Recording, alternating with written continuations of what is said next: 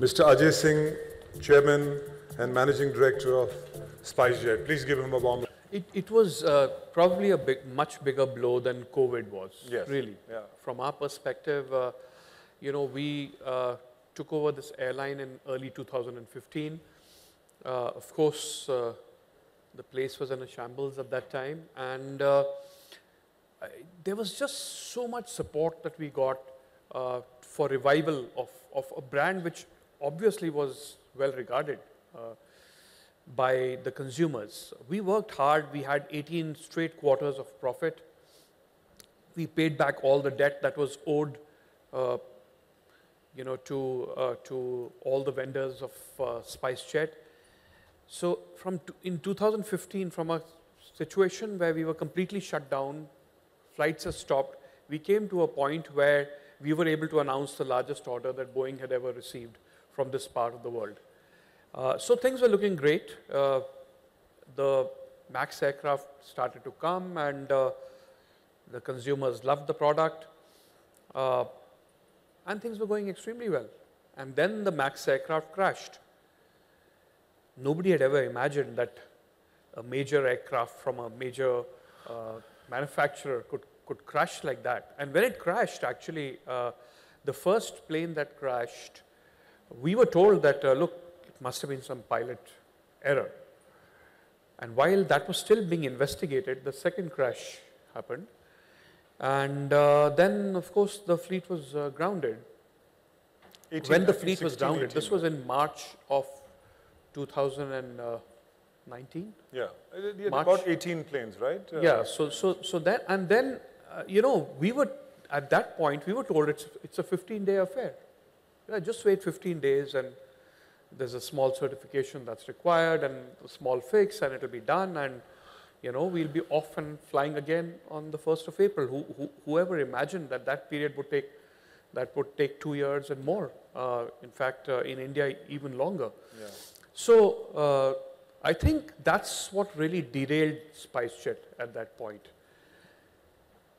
SpiceJet's DNA really is to never, sit and pity itself. We always want to move forward, and we always want to be innovative and enterprising and so on, and think out of the box.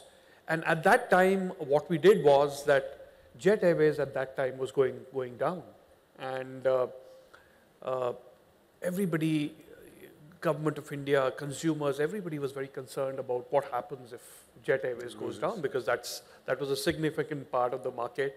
And we said, look, why can't we take these aircraft? And there was this really terribly long process of acquiring aircraft from another airline, and we found ways to shorten that process. We found ways to deal with all the lessors who were extremely concerned about what happens if an airline goes down. What happens to the aircraft, what happens to the records, what happens to their asset in terms of how will they ever recover the asset, and so on and so forth. And we said, okay, we are here, we'll step in, we'll clean up your asset, we'll make sure that everything is in order, we'll make sure there's a orderly transition, and everybody assisted that process. And we got a whole bunch of aircraft, I think about 35 odd aircraft from Jet Airways. But then, of course, COVID happened. So yes. I'll come to that. So to your point, this was a bigger disaster than COVID for us, and we are still sort of on the path of recovery as a consequence of that crash. Yes.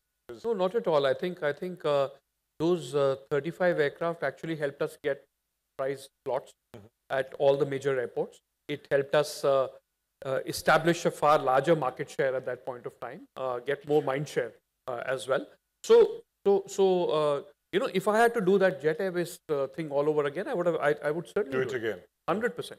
Yeah, I think it's the DNA of SpiceJet. We just refuse to die. Yeah, it's of course we were the relatively weaker airline during COVID. Of course, Indigo had its reserves, and Air India, of course, was government of India, and so we were the sort of Go Air ultimately had the backing of Britannia and Mr. Wadia. So we were the weak link in the chain, as it were. But again, we we chose not to shut down and die. I mean, all the flights came to a halt, and we said, look, what the hell do we do now?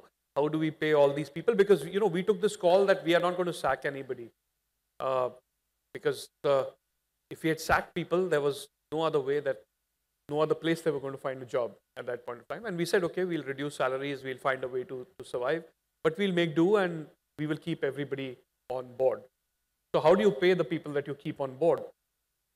And we had this thought that, look, you can't fly passengers at this time in aircraft. That's what's not permitted during COVID.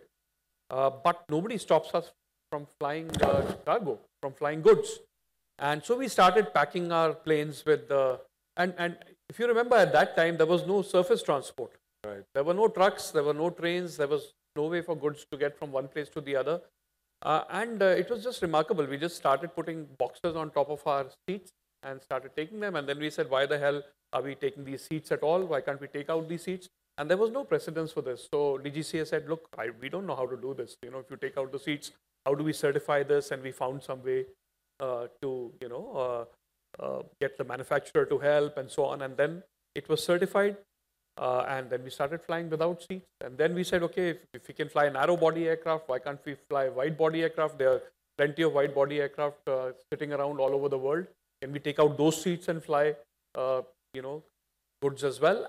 Now, as we come out of COVID, this is a separate entity. From 1st of April, starts operating as a separate entity. And we have a whole bunch of, people who SpiceJet owed money to, because of course, during COVID, airlines had all these assets that they had to pay lease for and were not paid. And so there was all this liability that built up.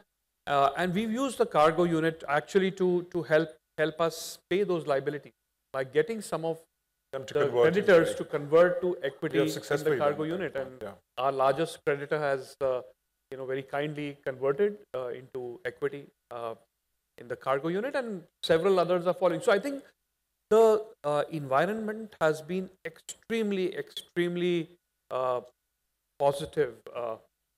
We are extremely grateful for all the support that we've got. And I think the reason that SpiceJet is still there and is still looking to rebuild is because all the stakeholders and our partners have been so extraordinarily supportive.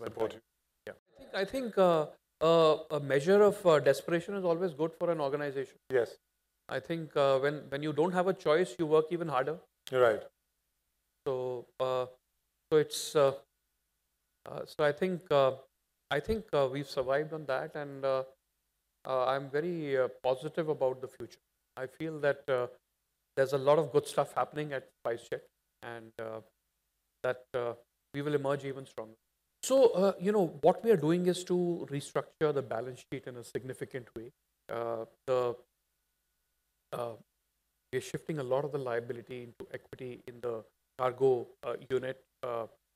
You will see a vastly different balance sheet over the next 2 quarters. The process has already started. You saw some of that in the last quarter, but the next 2 quarters you will see significant action to clean up the balance sheet. There'll be fresh raise of capital as well, and of course an aggressive push to add aircraft. Both fleets, the narrow body fleet as well as the regional fleet. As you know, SpiceJet has been the largest player in the regional space. There are several places where we operate exclusively, and it's a business that we want to strengthen. It will normalize at some point, but at this point, it's looking like it's extremely strong, and I think people are traveling really with a vengeance. We thought that there was this revenge travel which will happen and then it will taper off. It doesn't seem to be happening. We thought it was like first 2, 3, 4 months and then it'll taper, but seems to be no tapering in sight. And perhaps it's a time when finally these 1.3 billion Indians are waking up and saying, look, let's travel. We hope so. Certainly, I think any consolidation should lead to an better improvement. Price. And I think it's time. And I think more than that, every single airline has realized that you don't need to keep discounting to keep them come to get load. And